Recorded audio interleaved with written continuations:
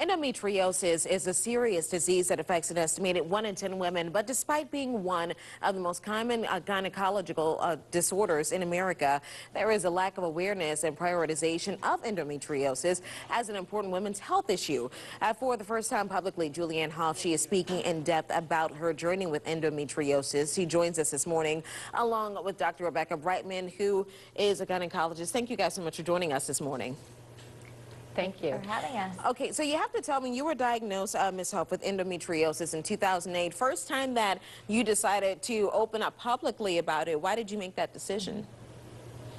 Well, it was during a time when I was on Dancing with the Stars, and it was something that actually took me outside of Dancing with the Stars, and I actually had to have surgery for it. And so when I was able to talk about it openly, I had fans, you know, sending me messages on Twitter saying, oh, this sounds like me, or thank you so much for talking about this. It feels like I can never really talk about this, and there's a stigma to talking about women's health issues. And so it was just a really important thing for me to get in touch with this campaign, which is getting to know about me and endometriosis, and find out if you're the me in endometriosis or somebody around you is.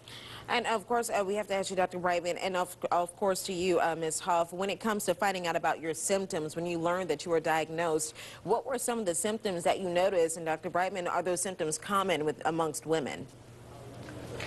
So the symptoms are actually very common amongst women, and those symptoms include chronic pelvic pain, pain during one's period. That pain can actually extend during the course of one's cycle, sometimes really heavy bleeding, sometimes bleeding in between periods, and also pain during sex. And a lot of times these symptoms are attributed to just part of being a woman. Yeah.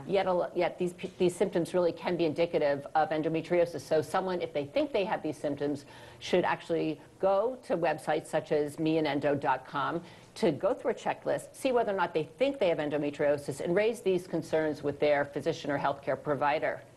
All right, Ms. Julianne Hough, can you tell us a little bit about the endometriosis campaign, the meandendo.com, and tell me a little bit about how it is that you're helping women to discover more about or finding out if they're diagnosed with endometriosis?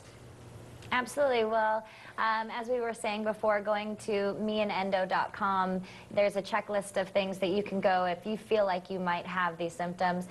Starting a conversation on, Instagram and your social platforms with the hashtag #meandendo. I think just the awareness in general and having, women feel open to talk about this just raises questions, and you get educated about it. And it's just really important for women to feel supported about this. All right, thank you guys so much for joining us. Really great thing that you're doing here. And thank you so much, Dr. Brightman, as well, for joining us this morning on the Morning X. Thank you. Thank you. All right, we'll be right back with a final check of your 4